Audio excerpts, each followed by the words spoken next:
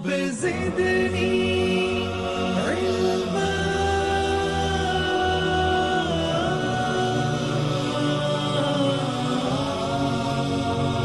رب زدني علما.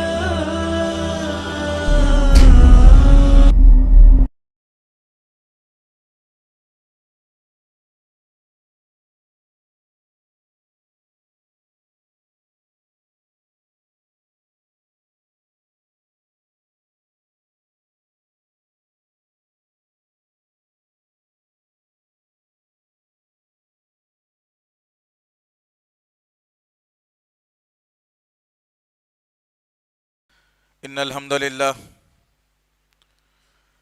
لله الذي نستعينه ونستغفره ونؤمن به ونتوكل عليه ونعوذ بالله من شرور أنفسنا ومن سيئات أعمالنا من يهدي الله فلا مضل له ومن يضلل فلا هادي له وأشهد أن لا إله إلا الله وأشهد أن محمدا عبده ورسوله أما بعد فإن خير الحديث كتاب الله وخير الحديث حديث محمد صلى الله عليه وسلم وشر الأمور محدثاتها وكل محدثة بدعة وكل بدعة ضلالة وكل ضلالة في النار. قال الله تعالى في القرآن المجيد والفرقان الحميد أعوذ بالله السميع العليم من الشيطان الرجيم اهدنا الصراط المستقيم صراط الذين أنعمت عليهم غير المغضوب عليهم ولا الضالين آمين. ربي اشرح لي صدري ويسر لي أمري واحلل عقدة من لساني يفقهوا قولي ربي زدني علما آمين رب العالمين. تمام تعریفیں بزرگی بڑائی کبریائی اس رب غالب مولا کے لیے جو تمام جہانوں کا پالنہار مدبر مشکل کشا حاجت روا، جس کی ذات میں کوئی شکوہ نہیں، جس کی دانش میں کوئی شکایت نہیں، اور خطا سے لا ریب ہے. درود و سلام محبت وحی کتاب حکمت کے مالک صاحب تاج المعراج و براق صلی اللہ علیہ وسلم پر سلام اس پر کہ جس کی چاند تاروں نے گواہی دی، سلام اس پر کہ جس کی سنگ پاروں نے گواہی دی، درود اس پر کہ جس کی زندگی رحمت ہی رحمت ہے، درود اس پر کہ جس کا تذکرہ عین عبادت ہے. اللہم صلی علی محمد وعلی آل محمد بارک وسلم. برادران اسلام اور پس پردہ سننے والی اسلام کی معزز معتبر خواتین، یہ اللہ کا بے پناہ فضل کرم احسان ہے کہ اللہ تعالیٰ امت محمدیہ میں پیدا فرمایا. اللہ کا احسان ہے کہ اللہ تعالیٰ نے مقدس کتاب کلام اللہ قرآن مجید ہمیں عنایت فرمائی، اور اللہ کا کرم و احسان یہ ہے کہ اللہ تعالیٰ محمد صلی اللہ تعالی علیہ وسلم جیسا نبی اور رسول ہمیں عنایت فرمایا. عزیزان محترم، انشاءاللہ العزیز وقت اور حالات کی مناسبت سے جمعے کے خطبات منتخب کیے جاتے ہیں. گزشتہ جمعہ ہم نے فتنوں کے دور پر مخاطب فرمایا تھا، خطاب کیا تھا، اور انشاءاللہ آج کی اس نشست میں میں اور آپ عورتیں اور مرد یہ درس لے کر کے جائیں، یہ سن کر کے جائیں، سمجھ کر کے جائیں، علم حاصل کر کے جائیں. آج کے جمعے کے خطبے کا جو عنوان ہم نے منتخب کیا ہے وہ ہے فتنوں سے بچاؤ پر کیسے. انشاءاللہ العزیز آج کی اس نشست میں اور آپ فتنوں سے بچنے کی تدبیریں لے کر کے جائیں انشاءاللہ، تاکہ پتہ چلے کہ فتنے جب بپا ہوں یا فتنوں کا دور آ جائے یا فتنوں میں مبتلا ہو جائیں تو وہ کون سے طریقہ کار ہیں جس کے ذریعے سے میں اور آپ فتنوں سے بچ سکتے ہیں.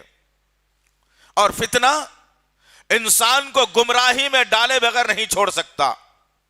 فتنہ تباہی کا باعث بنتا ہے امت کے لیے. فتنہ جہنم کے راستے پر ڈالنے کے لیے کافی ہوتا ہے، اور فتنے سے انسانوں میں اختلاف اور لڑائی جھگڑے پیدا ہوتے ہیں۔ ان حالات سے دوچار ہونے سے پہلے یا ان حالات میں ہم گھر گئے ہوں تو میرے اور آپ کے آقا محمد صلی اللہ تعالی علیہ وسلم نے تدابیر بتائیں، طریقہ کار بتایا، اصول بتایا، سمجھایا اور علم دیا اس امت کو، انسانیت کو، کہ فتنوں کے دور میں اگر تم آ جاؤ تو فتنوں کے سے بچنے کے طریقہ کار کیا ہوتے ہیں۔ آج معاملہ میرا اور آپ کا یہ ہو گیا کہ ہم لوگ نہ تدبیر کرتے ہیں فتنوں سے بچنے کی، نہ سوچ و وچار ہے۔ جو معاشرے کے اندر فتنہ بپا ہوا اس کا شکار مسلمان ہونا شروع ہو گیا، اور انہی فتنوں کے ذریعے سے انسان اپنی آخرت کو تباہ کر رہا ہے۔ لہذا عزیزان محترم، یہ تمام تر فتنے جو گزشتہ جمعے میں بیان کر دیے گئے، آج موقع نہیں ہے کہ پھر ان پر میں روشنی ڈالوں۔ آج کے جمعے کے خطبے میں ہم یہ بتانا چاہتے ہیں کہ فتنہ ہوتا کیا ہے اور فتنے سے بچنے کا طریقہ کار کیا ہوتا ہے۔ عزیزان محترم، فتنے سے بچاؤ کا سب سے پہلا طریقہ کار یہ ہے کہ ایمان اور یقین، یہ دو چیزیں ایسی ہیں جو ایک مسلمان کو، ایمان والے کو فتنوں سے بچا کر رکھتی ہیں، اور فتنے میں ملوث ہونے سے انسان بچ جاتا ہے۔ آج میرا اور آپ کا معاملہ کیا ہے؟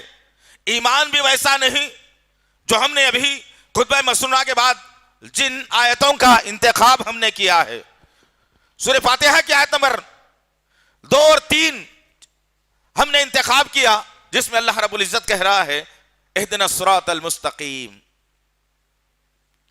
چلا ہم کو سیدھا راستہ۔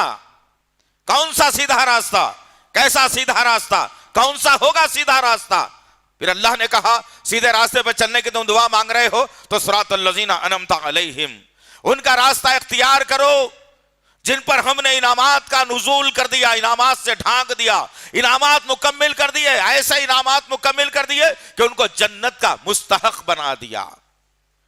اللہ رب العزت کہہ رہا ہے اہدنا الصراط المستقیم، صراط مستقیم پر چلنا چاہتے ہو تو ان کا راستہ اختیار کرو جن پر ہم نے انعاموں کی بارش کر دی، جن کو دنیا میں رہتے چلتے پھرتے ہوئے ہم نے جنت کی بشارتیں سنا دی۔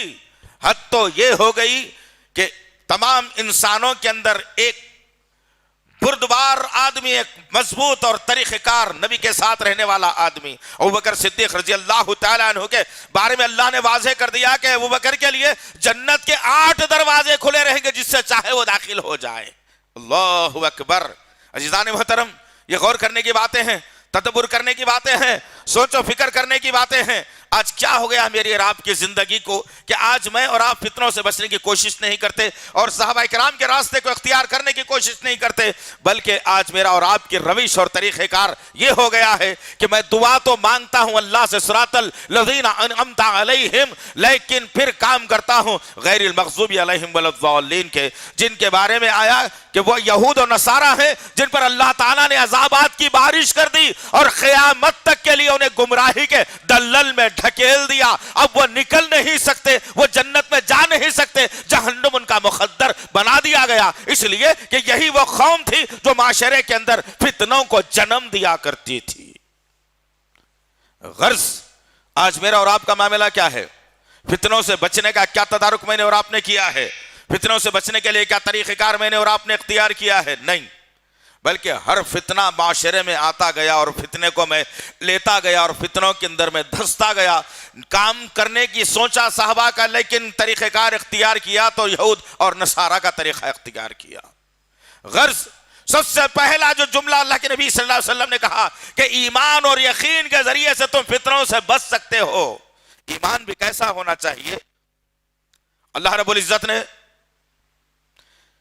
سورہ بقرہ سورہ نمبر 2 آیت نمبر 137 کے اندر واضح کر کے بتایا محمد صلی اللہ تعالی علیہ وسلم لوگ چاہتے ہیں کہ ایمان قبول کریں، ایمان میں آئے تو ان سے صاف اور کلی طور پر یہ بتا دیجئے تم ایمان لانا چاہتے ہو تو میرے صحابہ کے جیسا ایمان لاؤ، یقین کرنا چاہتے ہو تو میرے صحابہ جیسا یقین کرو، ورنہ اگر تم صحابہ جیسا ایمان نہیں لاؤ گے، صحابہ جیسا یقین تم نہیں کرو گے تو تمہارے دلوں میں اللہ تعالیٰ اختلاف ڈال دے گا۔ اللہ اکبر۔ آج میرا اور آپ کا ایمان کتنی گڑبڑ میں ہے۔ ذرا غور کرو کتنی چیزیں میرے اور آپ کے اندر گڑبڑ کی آ گئی.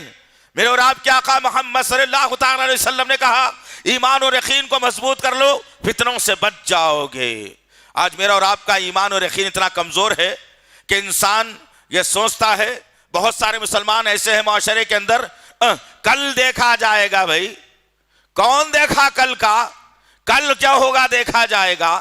استغفر اللہ ربی. 1400 برس پہلے ایمان کو مکمل کر کے, اسلام کو مکمل کر کے میرے اور آپ کے آقا محمد صلی اللہ تعالی علیہ وسلم نے تمام باتوں کو حفاظت کے ساتھ قرآن اور حدیث کے اندر رکھ دیا, اور کل آنے والے حالات سے واقفیت کروا دی, اور بتایا کہ نیک لوگوں کے ساتھ کیا ہوگا اور برے لوگوں کے ساتھ کیا معاملہ ہوگا. اللہ کے نبی صلی اللہ علیہ وسلم نے اللہ کے حکم سے تمام انسانیت کے سامنے تمام باتوں کو رکھ دیا تھا.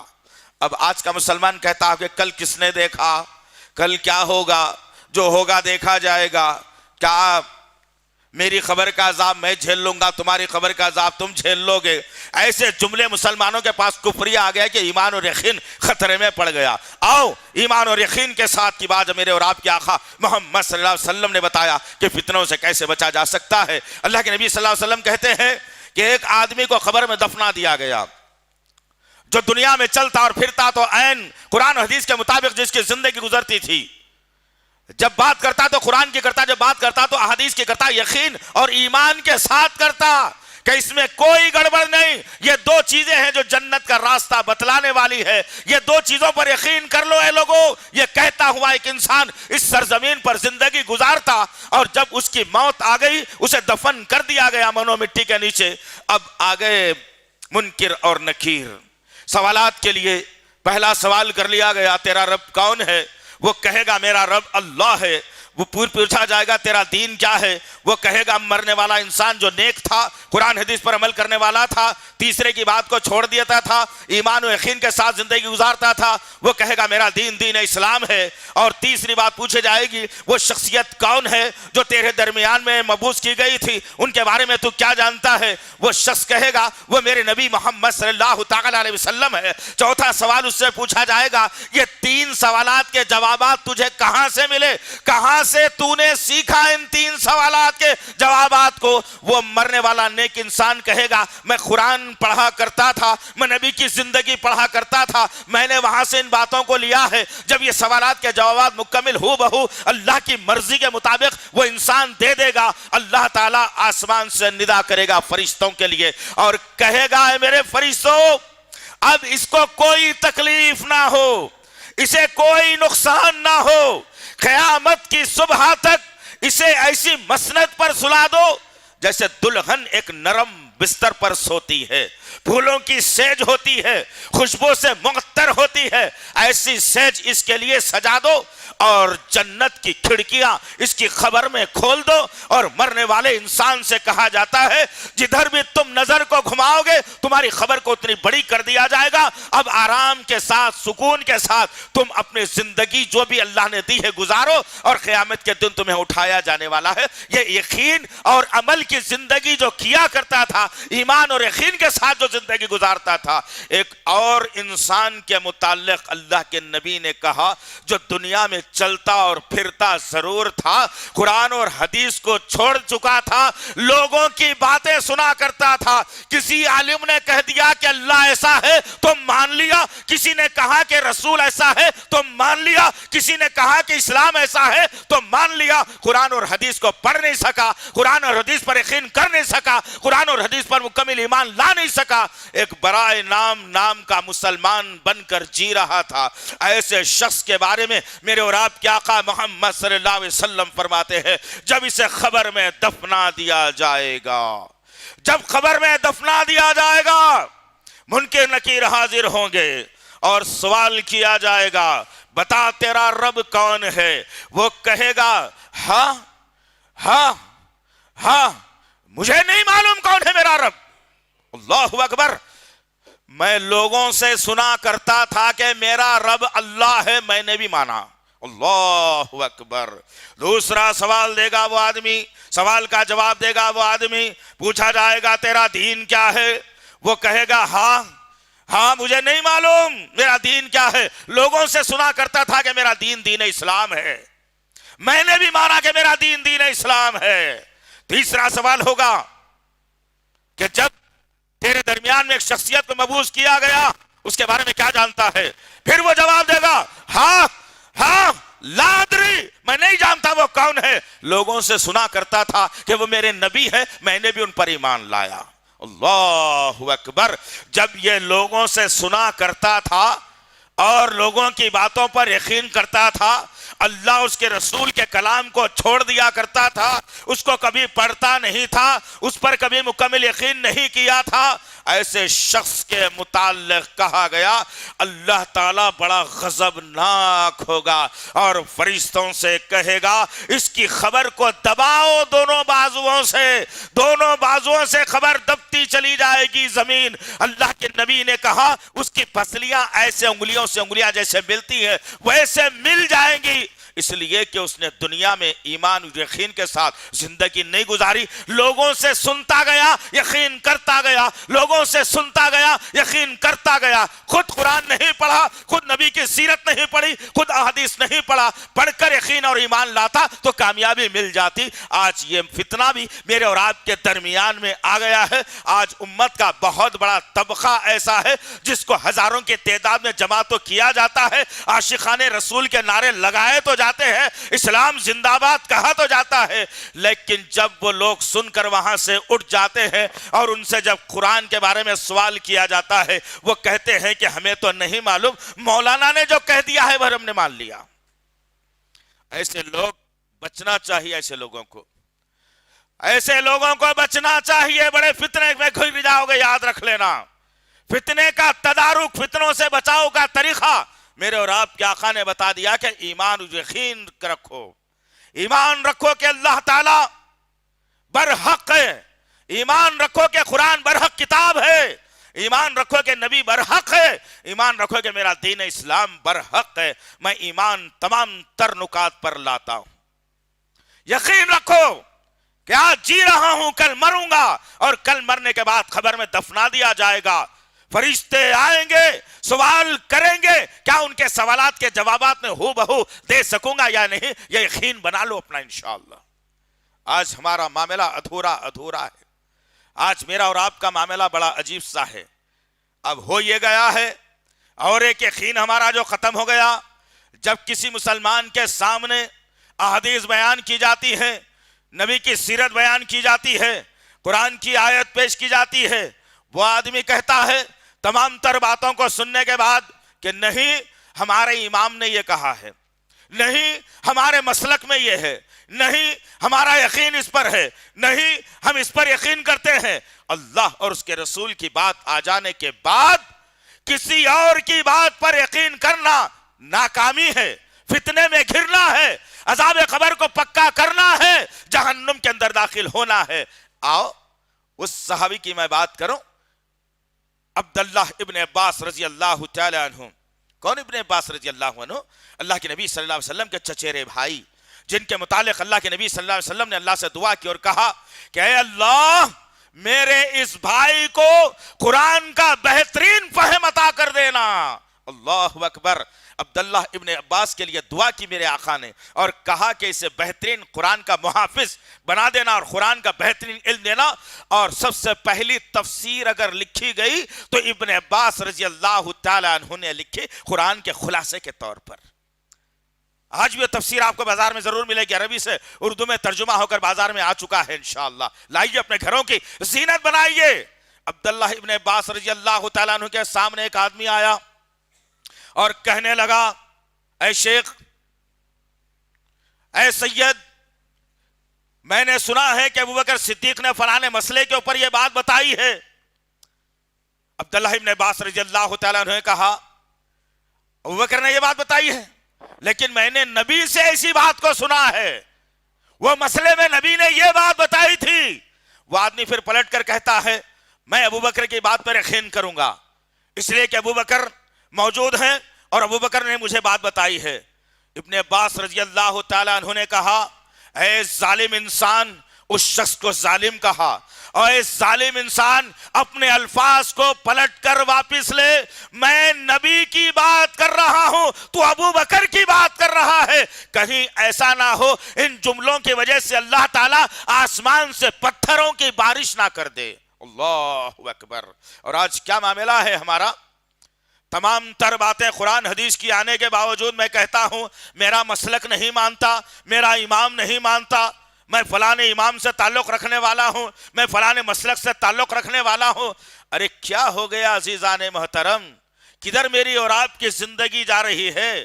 قرآن اور حدیث کی حفاظت نے اللہ قیامت کی صبح تک لی ہے، اور وہ کبھی بدل نہیں سکتی. انسان کی سوچ فکر بدل سکتی ہے، خیالات بدل سکتے ہیں، تدبر بدل سکتا ہے، لیکن قرآن اور حدیث کبھی نہیں بدل سکتی. یاد رکھنا 1400 برس پہلے یہ حالات پیدا ہو گئے، اور میرے صحابہ نے ڈر اور خوف کا مظاہرہ کیا اور کہا کہ کہیں ایسا نہ ہو کہ تم نبی کی بات پر کسی عام آدمی کی بات کو لا کر رکھ دو، کہیں ایسا نہ ہو کہ آسمان سے پتھروں کی بارش ہو جائے.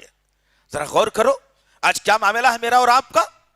کیا میں فتنے سے بچنا چاہ رہا ہوں؟ نہیں عزیزان محترم، فتنوں میں گھر چکی ہے یہ امت. اس امت کو مجھے اور آپ کو مل کر بچانا ہے. ہر مسلمان کی ذمہ داری بنتی ہے کہ ہم فتنوں سے کیسے مسلمانوں کو بچا سکتے ہیں. نمبر 2، اللہ کا ڈر اور خوف. اس کے ذریعے سے فتنوں سے بچا جا سکتا ہے. چنانچہ اللہ تعالیٰ نے سورہ آل عمران کی آیت نمبر 102 میں واضح کر کے بتایا، اعوذ باللہ من الشیطان الرجیم، بسم اللہ الرحمن الرحیم، یا ایھا الذین آمنوا اتقوا اللہ حق تقاتہ ولا تموتن الا وانتم مسلمون. کہا اے ایمان والو ڈرو اللہ سے ایسے جیسے اس سے ڈرنے کا حق ہے، اور جب تمہارا آخری موت کا وقت آ جائے تم اپنا نام فرما برداروں کی فہرست میں لکھ کر مرنا. اللہ اکبر. ڈرنے کی باری آئی تو کس کی آئی؟ اللہ سے ڈرنے کی بات آئی. آؤ عبداللہ بن مسعود رضی اللہ تعالیٰ عنہ اپنے ساتھیوں کے ساتھ ایک راستے سے طے کر رہے ہیں.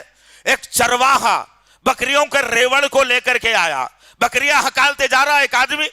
عبداللہ بن مسعود نے اس بکری ہکالنے والے سے پوچھا، اے بکری چرانے والے، کیا ایک تیرے مندے میں سے، اس بھیڑ میں سے ایک بکرا کیا مجھے دے گا تو؟ وہ آدمی کہے گا نہیں. وہ چرواہا کہنے لگا نہیں. کہا کہ اس کی قیمت بھی دے دوں گا. وہ آدمی پلٹ کر کہتا ہے نہیں میں نہیں دے سکتا، میرے مالک کا حکم نہیں ہے اس میں سے کسی ایک جانور بھی کسی اور کو میں دوں. عبداللہ بن مسعود نے کہا کہ یہ کہہ دینا تو اپنے مالک سے کہ ایک بھیڑیا آیا اور ایک بکرے کو کھا کر چلا گیا، یہ قیمت میں تجھے دے دوں گا. اس بھیڑیا اس بکری چرانے والے چرواہے نے جواب دیا اور کہا اے آدمی میرا مالک تو مجھے نہیں دیکھ رہا صحیح ہے، لیکن اس میرے مالک کا مالک مجھے دیکھ رہا ہے. اب میں کیسے تجھے یہ جانور دے سکتا ہوں؟ یہ ڈر اور خوف ہمارے اندر پیدا ہونا چاہیے. آج مسلمانوں کے ذہنوں سے مردوں کا ڈر آ گیا، زندوں کا ڈر ختم ہو گیا. اللہ زندہ جاوید هو الحی القیوم کا نعرہ بلند کرنے والا رب، اس کا ڈر مسلمانوں نے ختم کر لیا. منو مٹی کے نیچے لاکھوں کلومیٹر دور، ہزاروں کلومیٹر دور کوئی دفن ہوتا ہے تو لوگ اس کی واہ واہ اور جے جےکار کرتے ہوئے اس سے ڈرتے ہیں لوگ. عجیب سا فلسفہ ہے مسلمانوں کا. کس کا ڈر لانا تھا، کس کا ڈر لا لیا، کس سے ڈرنا تھا، کس سے ڈر لیا. اب جب ہمارا یقین کمزور ہوا، ہمارا ایمان کمزور ہوا تو اللہ کا ڈر بھی ہمارے اندر سے کم ہوا، اور جب اللہ کا ڈر ہمارے اندر سے کمزور ہوا تو ہم بھٹکنے لگ گئے اور فتنوں کے اندر ملوث ہونا شروع ہو گئے، اور فتنے ہمارے اوپر کارگر ثابت ہونا شروع ہو گئے اور ہم فتنوں کا شکار ہونا شروع ہو گئے. آج بھی وقت ہے عزیزان محترم، بہت سارے فتنے دنیا میں بپا ہونے والے ہیں. ہندوستان کی سرزمین سے لے کر دنیا کے آخری کونے تک کوئی ملک بچے گا نہیں جس میں فتنے بپا ہونے والے ہیں، اور فتنے بپا ہونے والے ہیں. لیکن شرط یہ ہے کہ میں اللہ اور اس کے رسول کا ماننے والا ہوں، تو کیا میں فتنوں سے بچنے کے لیے کوئی طریقہ کار اختیار کر رہا ہوں یا نہیں؟ کیا ہے میرے پاس طریقہ کار فتنوں سے بچنے کا؟ کیا اصول میں نے بنایا ہے فتنوں سے بچنے کا؟ کوئی نہیں بنایا. بس صبح ہوتی ہے، شام ہوتی ہے، عمر یوں ہی تمام ہوتی ہے. ایک جملہ بنا لیا اور اپنی زندگی کو بے راہ روی کا شکار بنا لیا. پوری کی پوری سوچ اور فکر دنیا کو تیار کرنے میں نے اور آپ نے لگا دی. جنت میں گھر کیسے تعمیر ہوگا، اس کی تعمیر میں کیسے شروع کروں، کیسے اللہ میری مرضی کو شامل کر لے، کیسا میرے یقین کو اللہ شامل کر لے، کیسا میرا شمار جنتیوں میں کر لے، اس کی سوچ و فکر میرے ذہن سے ختم ہو گئی. کیا ہو گیا عزیزان محترم؟ کیا ہو گیا آخر؟ آج کل تو حادثات اتنے تیز ہیں کہ ہر دن میں 4 سے 5 اموات شہر میں ہو رہی ہیں. جو آدمی مر گیا ایک دفعہ پھر دوبارہ آنے کا اسے کوئی یقین نہیں، کوئی بھیجنے والا نہیں. موت کا جھٹکا صرف زندگی میں ایک مرتبہ لگنے والا ہے، یاد رکھو. اور وہ جھٹکا یا تو تمہیں جنتی بنائے گا یا جہنمی بنائے گا. جنتی اگر بننا چاہتے ہو تو اللہ اس کے رسول کے قانون کو اپنا لو. یہ مسلکی دعوے داری سے باز آ جاؤ، یہ خبر پرستی کے نظام سے باز آ جاؤ، یہ جھنڈا پیر پرستی کے نظام سے باز آ جاؤ، اور اپنے آپ کو خالصتاً اللہ اور اس کے رسول کا علم بردار بنا لو. جب بھی مشکل آ جائے اللہ کی بارگاہ میں آ جاؤ. اللہ کے رسول صلی اللہ علیہ وسلم نے فتنوں سے بچنے کا تیسرا طریقہ کار یہ بتایا کہ اللہ کا ذکر کثرت سے کیا کرو. اللہ کو یاد کثرت سے کیا کرو. اللہ کا ذکر ہی تمہیں ہر فتنے سے بچا سکتا ہے. میرے اور آپ کے آقا نے مثال دے کر کے بتائی اور کہا کہ یونس علیہ السلام میرا بھائی جب سمندر میں ڈھکیل دیا گیا، 3 اندھیروں میں آ گیا میرا نبی. ایک مچھلی کے پیٹ کا اندھیرا، ایک سمندر کے پانی کا اندھیرا، ایک رات کا اندھیرا. ان 3 اندھیروں میں یونس علیہ السلام گر گئے. ایک فتنے میں آ گئے یونس علیہ السلام. اور پھر کچھ وقفہ گزرا، کچھ دن سال گزرے. یونس علیہ السلام نے اللہ سے دعا کی اور کہا لا الہ الا انت سبحانک انی کنت من الظالمین. اللہ میں ظالموں میں سے ہوں، اللہ مجھے بچا لے، تو پاک ہے میرے پاک پروردگار، نہیں ہے کوئی معبود تیرے سوا، میں ظالموں میں سے ہوں. اقرار کیا میں غلطی کیا، میں ندامت اختیار کرتا ہوں. وقت کا نبی جب اللہ کو یاد کرتا ہے اور ذکر کرتا ہے تو اللہ تعالیٰ نے مچھلی کو حکم دیا کہ مچھلی اب آ سمندر کے کنارے اور میرے اس نبی اور بندے کو سمندر کے پاس انڈیل دے. مچھلی اوپر لائی اور سمندر کے پاس بڑا منہ مچھلی نے کھولا اور یونس علیہ السلام اس میں سے زندہ نکل کر کے آ گئے. اللہ کے نبی کہتے ہیں کہ اگر میرا بھائی یونس اگر یہ دعا اور اللہ کا ذکر مچھلی کے پیٹ سے اگر کرتا، قیامت کی صبح تک یونس مچھلی کے پیٹ میں ہی رہ جاتا. اللہ اکبر. آج میرا اور آپ کا معاملہ کیا ہے؟ کتنا میں اللہ کو یاد کرتا ہوں، کتنا میں اللہ کا ذکر کرتا ہوں. اور ظالموں نے بڑا عجیب معاملہ یہ کر دیا، اس ذکر کے ساتھ بھی لوگوں نے مذاق بنا دیا. مذاق یہ بنا دیا کہ اس ذکر کو نام دے دیا آیت کریمہ. اور عجیب سا مسئلہ ہے، یونس علیہ السلام پریشانی میں تھے، پریشانی سے نکلنے کے لیے دعا کی تو اللہ نے اس دعا کی برکت سے یونس علیہ السلام کو آزادی دی، خوشی دی. اور ادھر اب تک پرانے گھر میں کرائے کے گھر میں تھے، نیا گھر بن گیا. اللہ نے خوشی دے دی، اللہ نے نعمت سے نواز دیا، اللہ نے بچی کا رشتہ کروا دیا، اللہ نے باہر جانے کا انتظام کروا دیا، اللہ نے دولت کا انتظام کروا دیا، اللہ نے گھر کا انتظام کر دیا. اب یہ بندہ بیٹھ کر کے کہہ رہا ہے کہ اللہ تو پاک ہے، میں ظالموں میں سے ہوں، تیرے ساتھ کیا ظلم ہوا بیوقوف. ارے سوچ تو صحیح کم سے کم. اس ذکر کا بھی مذاق بنا دیا لوگوں نے. اور جب اللہ خوشی دے رہا ہے، جب کہہ رہا ہے کہ میں ظالموں میں سے ہوں، استغفر اللہ ربی من کل ذنب واتوب الیہ. بچنا چاہیے عزیزان محترم، بچنا چاہیے کہ میں اور آپ اللہ کا ذکر چلتے اور فطرے کرنا چاہیے. سورہ احزاب میں اللہ تعالیٰ نے یہی کہا یا ایھا الذین آمنوا اذکروا اللہ ذکرا کثیرا. اے ایمان والو اللہ کا ذکر کثرت سے کیا کرو، چلتے پھرتے اٹھتے بیٹھتے کیا کرو. چوتھی بات اللہ کے نبی صلی اللہ علیہ وسلم نے بتائی کہ فتنوں سے بچاؤ کا تمہارے پاس طریقہ کار کیا ہے. اللہ کے نبی نے کہا توبہ اور استغفار کثرت سے کیا کرو، فتنوں سے بچ جاؤ گے.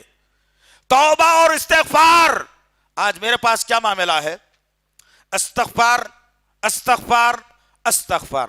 ارے یہ ایک دعا کا نام ہے استغفار، پڑھنا کیا ہے امت کو نہیں معلوم. استغفر اللہ الذی لا الہ الا هو الحی القیوم واتوب الیہ. استغفر اللہ رب من کل ذنب واتوب الیہ. یہ پڑھنا چاہیے. اور میرے اور آپ کے آقا محمد صلی اللہ علیہ وسلم، کون محمد صلی اللہ علیہ وسلم؟ जिन पर अल्लाह ने वही की और नबी बना दिया। कौन? मोहम्मद सल्लल्लाहु अलैहि वसल्लम, जिनको अल्लाह ने तमाम कायनातों के लिए रहमत बना दिया। कौन? मोहम्मद सल्लल्लाहु अलैहि वसल्लम, जिसको अल्लाह ने शाफ़े महशर बना दिया। कौन? मोहम्मद सल्लल्लाहु अलैहि वसल्लम, जिसको अल्लाह ने मालिक हौज़े कौसर बना दिया। कौन? मोहम्मद सल्लल्लाहु अलैहि वसल्लम, जिसको अल्लाह ने मोहसिन इंसानियत बना दिया। कौन? मोहम्मद सल्लल्लाहु अलैहि वसल्लम, जिस पर अल्लाह ने ईमान और इस्लाम को मुकम्मिल कर दिया। और सूरह फतह में कहा, ऐ मोहम्मद सल्लल्लाहु अलैहि वसल्लम, हमने आपके अगले और पिछले दोनों गुनाहों को माफ कर दिया है। आप दुनिया में कोई गलती कर ही नहीं सकते, आपसे कोई गुनाह हो ही नहीं सकता, आप पाक है, आप मासूम अनिल खता है। अल्लाह के नबी के मुतालिक अल्लाह ने ऐलान कर दिया। और वो मेरा नबी मोहम्मद सल्लल्लाहु अलैहि वसल्लम कहते हैं कि ऐ लोगों, मैं दिन में 100 से ज्यादा मर्तबा अस्तगफिरुल्लाह पढ़ता हूं। जिनके सारे गुनाह माफ, जिनको नबी बना दिया, जिनको अल्लाह ने रहमतुल आलमीन बना दिया, जिनको इमामुल अंबिया बना दिया, मोहसिन इंसानियत बना दिया, जिनको शाफ़े महशर बना दिया, वो नबी कह रहे हैं कि मैं दिन में 100 से ज्यादा मर्तबा अस्तगफिरुल्लाह पढ़ता हूं। जरा मैं और आप अपने ठंडे दिल पर हाथ रखकर गिरेबान में मुंह डालकर सोचो, क्या एक दिन में मैं कभी 100 मर्तबा पढ़ने की कोशिश की है? जबकि मेरी जिंदगी का कोई भरोसा नहीं है। मेरी जिंदगी जन्नती बनेगी क्या कोई यकीन भी नहीं है।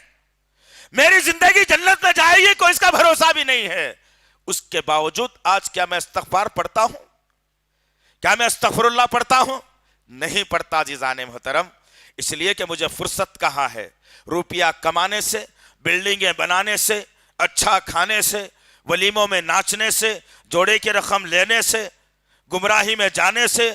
जियो से पीछा छूटा तो करेंगे ना सारे काम। ये जियो की गुलाम बन गई है दुनिया, और आज उसी की गुलाम बन करके अल्लाह की जात से मुंह मोड़ रही है दुनिया।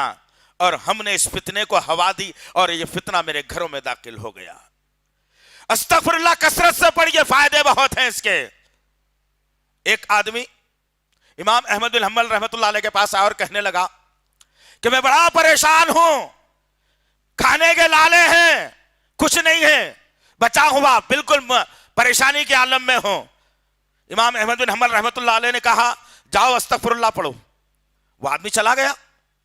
दूसरा आदमी आया, कहने लगा मेरा निकाह हुआ, बीवी है, लेकिन औलाद नहीं होती, बड़ा परेशान हूं, औलाद की मोहब्बत में आंसू बहाता हूं कि अल्लाह एक कम से कम औलाद मुझे दे दे।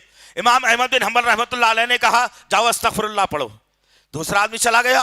तीसरा आदमी आया, बोला कि काफी बीमार हूं, परेशानी छोड़ती नहीं है बीमारी, बड़ी बीमारियों में मुलविस हो गया हूं। कहा गया अस्तगफिरुल्लाह पढ़ो। वो तीसरा आदमी भी चला गया। जो बैठने वाले शागिर्दैन थे उन्होंने कहा, है शेख, पहला आदमी आया रोजगार के लिए, अस्तगफिरुल्लाह कहा। दूसरा आदमी आया औलाद के लिए, अस्तगफिरुल्लाह कहा। तीसरा आदमी आया बीमारी के लिए, उसे भी अस्तगफिरुल्लाह कहा। इमाम अहमद बिन हंबल रहमतुल्लाह अलैह ने कहा, तुम क्या जानते हो अस्तगफिरुल्लाह की कुंजियां? जो ये पढ़ लेता है अल्लाह गुर्बत से निकाल कर मालदार बना देता है, जो बीमार होता है शिफा देता है, जो लावलद होता है उसे औलाद से नवाज देता है। यकीन है हमारे को इसका? पढ़ते हैं हम। अब जब कोई आदमी हमारे पास आता है और पूछता है, भाई ऐसे ऐसे हालात चल रहे हैं, बोलो कोई जिक्र बताओ, पढ़ने का क्या है, तो हमने भी हमारे इमाम के उस कौल को इख्तियार किया और कहा कि जाओ अस्तगफिरुल्लाह पढ़ो। तो आदमी पलटकर सवाल करता है, नहीं इसके अलावा और कुछ बोलो, क्या पढ़ना है? अस्तगफिरुल्लाह। ये हाल तो मेरा और आपका बन गया, यकीन और ईमान खत्म हो गया मेरा और आपका। इमाम अहमद बिन हंबल रहमतुल्लाह अलैह अपने घर से निकले और मस्जिद का रुख करके जाते हैं। थोड़ा देर हो गई, मस्जिद तक पहुंचने तक मस्जिद वाला मस्जिद बंद कर रहा है। आपने कहा कि कुछ देर मस्जिद में बैठ जाऊं, कुछ आराम कर लूं। उस मस्जिद वाले ने कहा कि नहीं नहीं, ये मस्जिद टाइम पे खुलती है, बंद हो जाती है, नहीं बैठ सकते। इमाम अहमद बिन हंबल रहमतुल्लाह अलैह भी निकल रहे थे। एक आदमी जाने वाला रुका और कहने लगा, क्या आप मेरा मेहमान बनना पसंद करेंगे? इमाम अहमद बिन हंबल उसके साथ हो गए और उसके घर का मेहमान बन गए। वो आदमी ने कहा कि चटाई डालता हूं, बैठ जाओ, और कुछ रोटियां गरम गरम बनाता हूं, तुमको खिला देता हूं। इमाम अहमद बिन हंबल रहमतुल्लाह अलैह बैठे रहे और वो आदमी आटा लिया और गोंद रहा है और कह रहा है अस्तगफिरुल्लाह अस्तगफिरुल्लाह अस्तगफिरुल्लाह। उस आटे को नरम कर रहा है पानी डाल के। इमाम अहमद बिन हंबल रहमतुल्लाह अलैह गौर से देख रहे हैं और अचानक सवाल किया, ऐ अल्लाह के बंदे, ऐ मेरे भाई, تو ہر موڑ پر کہتا ہے استغفر اللہ، کیا یہ استغفر اللہ تجھے زندگی میں کوئی فائدہ بھی دیا؟ اس شخص نے جواب دیا، اے شخص کیا بتاؤں کہ پہلے غریب تھا، جب سے استغفر اللہ پڑھنا شروع کر دیا اللہ نے اتنا مال دیا کہ وہ مال سنبھالے نہیں جا رہا ہے، اتنا خزانہ میرا بھر گیا ہے، اور استغفر اللہ کی برکت سے اللہ نے ایسا دے دیا۔ اب زندگی کی خالی ایک خواہش باقی ہے۔ امام احمد بن حنبل رحمۃ اللہ علیہ نے کہا وہ خواہش کیا ہے بتاؤ؟ تم نے کہا پوری خواہشیں مکمل ہو گئی، اب کون سی خواہش بچی ہے؟ کہا کہ میں نے سنا ہے اس علاقے کے اندر ایک نیک آدمی ہے احمد بن حنبل، میری اللہ اس سے ملاقات کروائے، مگر میری موت نہ آئے، میری خواہش ہے کہ اللہ اس سے ملاقات کروا دے۔ امام احمد بن حنبل نے مسکرا کر کہا کہ وہ میں ہی ہوں۔ اس شخص نے خوشی سے کہا کہ اللہ نے استغفر اللہ کی برکت سے آج آپ سے بھی میری ملاقات کروا دی۔ تو دل میں جو خواہش ہوگی تم استغفر اللہ پڑھتے جاؤ، اللہ تمہاری خواہش کو پوری کرے گا، اور ہر فتنے سے اللہ تعالیٰ تمہاری حفاظت کرے گا، بشرطے کہ یقین اور ایمان ہو میرے اندر۔ کہاں ہے دوست؟ نہ توبہ کا یقین، نہ استغفار کا یقین، بس ایک لاؤبالی پن کی زندگی ہے جس کو لے کر میں اور آپ چلتے چلے جا رہے ہیں۔ کیا ہو گیا مجھے اور آپ کو؟ کیوں اللہ کے ہم بارگاہ کے اندر اپنے گناہوں کو رکھ نہیں سکتے؟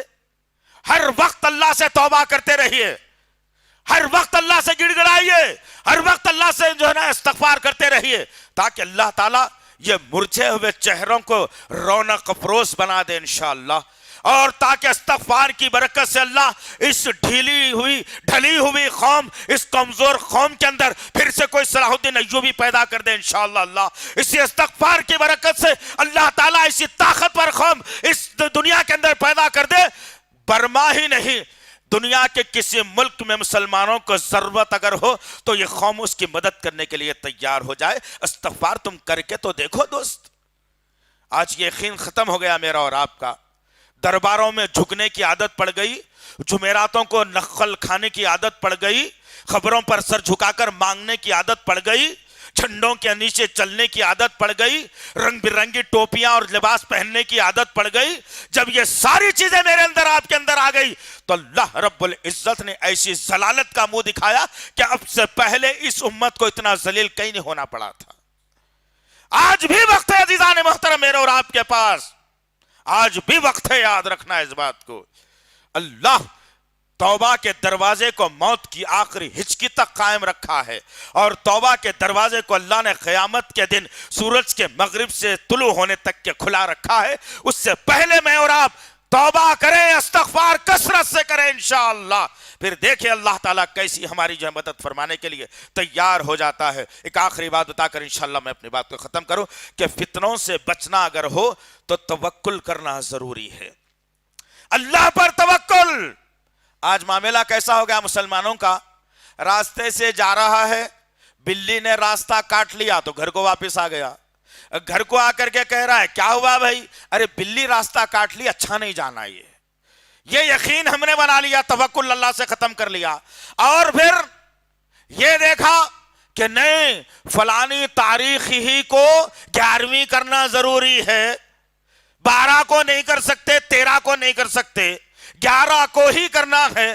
اب انتظام کرو، سود پر پیسے لاؤ، قرضہ لو۔ اگر وہ دن پیسے نہیں ملے اور 2-4 دن ادھر ادھر ٹل گئے تو انسان کہے گا کہ ہائے فلانے دن تو یہ معاملہ کرنا تھا، نہیں ہوا، اب آفت آنے والی ہے۔ استغفر اللہ۔ کہاں ہے توکل میرا اور آپ کا؟ کون سے توکل کی بات ہے؟ توکل میں نے اور آپ نے کیا کب ہے؟ کیسے توکل ہوتا ہے؟ آؤ ایک چھوٹا واقعہ بتا کر کے اپنی بات کو میں ختم کروں۔ توکل کی زندگی اگر دیکھنا ہو تو خلیل اللہ ابراہیم علیہ السلام کی زندگی کو دیکھنا ہے۔ توکل اگر دیکھنا ہو تو حاجرہ علیہ السلام کی زندگی کو دیکھنا ہے۔ توکل اگر دیکھنا ہو تو اسماعیل علیہ السلام کی زندگی کو دیکھنا ہے۔ وہاں سے توکل سیکھو۔ میرے اور آپ کے آقا محمد صلی اللہ علیہ وسلم کی زندگی کو دیکھو کہ توکل کس کو کہا جاتا ہے، پتا چلے کہ توکل بولا کس کو جاتا ہے۔ آگ جلائی گئی، آگ میں ڈالا جانے والا ہے، لوگ کہہ رہے ہیں اب آگ میں جلنے والا ہے ابراہیم علیہ السلام نے اللہ کے طرف، آسمان کی طرف نگاہوں کو اٹھایا اور اپنے نگاہوں کو نیچے کر لیا، ہاتھ پاؤں باندھے ہوئے ابراہیم کو بڑے جھولے میں بٹھا دیا گیا، بڑا جھولکا دیا گیا، آگ میں ڈالے جا رہے ہیں، آگ استقبال کرنے والی ہے، راستے میں فرشتہ آ گیا, کہنے لگا ابراہیم اس آگ میں گرنے سے پہلے ٹھنڈی کر دو, اجازت دے. کہا کہ نہیں, رب میرا میرے لیے کافی ہے. یہ توکل ہوتا ہے, یہ توکل ہوتا ہے کہ رب کی ذات پر یقین کر لیا جائے. ابراہیم علیہ السلام آگ میں ڈالے گئے. آگ کو حکم دیا گیا صرف بنی ہوئی رسیوں کو جلانا, جسم کو نہیں. رسیاں جلی. ابراہیم علیہ السلام کھڑے ہوئے, نعرہ بلند کیا, حسبی اللہ نعم الوکیل, کہا میرا اللہ میرے لیے کافی ہے. نعم المولا و نعم النصیر, وہ میری مدد کے لیے کافی ہے, میں کسی مدد لینا نہیں چاہتا. یہ یقین ہونا چاہیے, یہ توکل ہونا چاہیے. آج ہم ذرا سی بات پر پریشان ہو جاتے ہیں. 6 مہینے تجارت اچھی چلی, 7ویں مہینے میں ذرا تجارت میں کچھ گڑبڑ ہو گئی تو انسان سوچنے پر آمادہ ہوتا ہے کہ ہائے کیا معاملہ ہو گیا, ایسی میں نے کیا غلطی کر دی کہ 6 مہینے سے اچھا چل رہا تھا, 7ویں مہینے میں نقصان ہو رہا ہے, آخر ماجرا کیا ہے. ارے ہونے دے یار, سوچ تو صحیح اللہ کی کیا مصلحت ہے اس کے اندر. دعا کر اللہ سے, گڑ گڑا اللہ سے, نوافل کا اہتمام کر, قرآن کی تلاوت کر, ذکر اللہ کو اپنی زبان پر سجا لے, استغفر اللہ کو کثرت سے کر لے. پھر دیکھ اللہ تعالیٰ اس توکل کے ذریعے سے ایسا مال تیری دکان میں بھر دے گا, ایسا مال تیرے گھر میں بھر دے گا, تو یہ یقین بھی نہیں ہوگا کہ وہ مال اللہ نے کیسے تیرے گھر میں پہنچا دیا. یقین تو کرو, توکل تو کرو, اپنے آپ کو ڈھال لو اللہ اور اس کے رسول کے راستے میں. کل قیامت کے دن یہی توکل ہمارا کام آنے والا ہے. میری ماں بہنوں کے لیے بھی ایک نصیحت ہے کہ توکل ان کے پاس سے بھی کم ہوتا نظر آتا ہے. جب کبھی پریشانی میں آ جاتی ہے تو واویلا کر لیتی ہے, گریبان چاک کرتی ہیں, بال نوچتی ہیں, پریشان ہوتی ہیں, الفاظ غلط اختیار کرتی ہیں. اور توکل کا معاملہ اگر دیکھنا ہو تو حضرت ہاجرہ علیہ السلام کو ابراہیم علیہ السلام ایسی وادی میں چھوڑے جا رہے ہیں جہاں کوئی رہنے والا نہیں, ایسی وادی میں چھوڑے جا رہے ہیں جہاں پانی پینے کے لیے نہیں, ایسی وادی میں چھوڑے جا رہے ہیں جہاں کھانے کے لیے نہیں, جہاں ایسی وادی میں چھوڑے جا رہے ہیں جہاں چھت بھی نہیں ہے. ایسی وادی میں ہاجرہ علیہ السلام کو اللہ تعالیٰ نے چھوڑنے کا حکم دیا. اور جب ہاجرہ علیہ السلام کو چھوڑا گیا اور پھر ہاجرہ علیہ السلام اور اسماعیل علیہ السلام, معصوم سا بچہ ایک بوڑھی عورت کے گود میں رکھا ہوا ہے, ابراہیم علیہ السلام چھوڑتے ہیں اور پلٹ کر جا رہے ہیں. اس بیوی نے فرما برداری سے پوچھا, اے سرتاج کیا ماجرا ہے, یہاں تو کوئی نہیں, رہنے والا بھی نہیں, کوئی پوچھنے والا بھی نہیں, کس کے سہارے چھوڑے جا رہے ہو, کوئی کھانے پینے کی چیز بھی تو نہیں ہے, جو دیا ہے بڑا مختصر ہے, کب ختم ہوگا نہیں معلوم.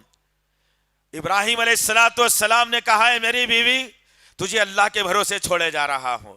بیوی نے کہا اب میں اللہ پر مکمل بھروسہ کر لیا, جب اس نے کہا ہے چھوڑنے کے لیے میں اسی کی ذات پر جیوں یا مروں, تم چھوڑ کر جاؤ, کوئی مجھے فکر کی بات نہیں ہے. یہ یقین میرا اور آپ کا ہونا ہے, یہ توکل میرا اور آپ کا ہونا ہے. میرے توکل میں, میرے یقین میں, میرے ایمان میں, میرے ذکر میں کمزوری آ گئی, جس کی بنیاد پر میں پریشان ہوا اور پریشان ہو کر دنیا کے دروں پر سر جھکاتا رہا, رب کا در خالی رہا, دنیا کے دروں پر بھٹکتا رہا, رب کا در بلاتا رہا. رب چاہتا ہے رات کے 2 بجے تو نیند میں سے اٹھ کر پکار, میرا خزانہ کھلا ہے, تجھے دینے کے لیے تیار ہوں. لیکن کیا میں نے کبھی پکارا ہے, کیا میں نے کبھی پکارا ہے, کیا میں نے کبھی گڑ گڑایا ہے, کیا میں نے سجدے میں جا کر اپنی غلطیوں کو رب کے سامنے رکھ کر آنکھوں سے آنسوؤں کو بہا کر اپنے رب کے سامنے غلطی کا احساس کیا ہے؟ نہیں. تن کر جینے کے عادی وہ ہے ہم لوگ, سینہ تان کر چلنے کے.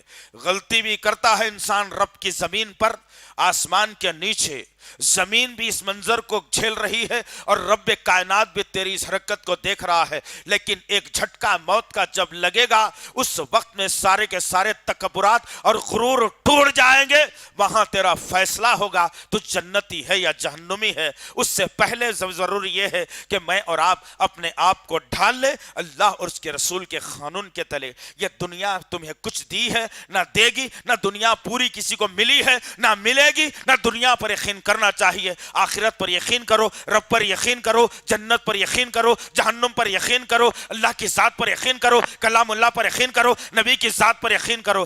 یہی یقین شاید کل کے دن مجھے بچا لے اور پھر میں جنتیوں میں میرا شمار ہو جائے اور دنیا کے فتنوں سے میں بچ جاؤں اور اللہ مجھے دنیا کے فتنوں سے بچا لے۔ اللہ سے دعا ہے کہ اللہ رب العزت جو کچھ بھی کہا گیا ہے کہنے والے کو سننے والوں کو صحیح طور پر عمل کرنے کی توفیق دے میرے اللہ یا الہ العالمین۔ اے میرے اللہ ہم نے فتنوں کے بارے میں بھی سنا میرے پاک پروردگار اور فتنوں سے بچاؤ کے لیے بھی ہم نے جو ہے سنا میرے پاک پروردگار۔ یا اللہ دنیا میں فتنے تو بپا ہوں گے میرے اللہ، اس سے بچنے کا طریقہ کار مجھے اختیار کرنے والا مجھے بنا دے میرے پاک پروردگار، اس سے بچنے کے طریقے اختیار کرنے والا مجھے بنا دے اللہ۔ تیرا ذکر میری زبان پر ہمیشہ قائم و دائم کر دے میرے اللہ، استغفر اللہ پڑھنے والا مجھے بنا دے اللہ، نبی کی سیرت اختیار کرنے والا مجھے بنا دے اللہ، نماز کا پابند جو ہے مجھے بنا دے اللہ، قرآن کی تلاوت کرنے والا مجھے بنا دے اللہ، صدقہ و خیرات کرنے والا مجھے بنا دے اللہ۔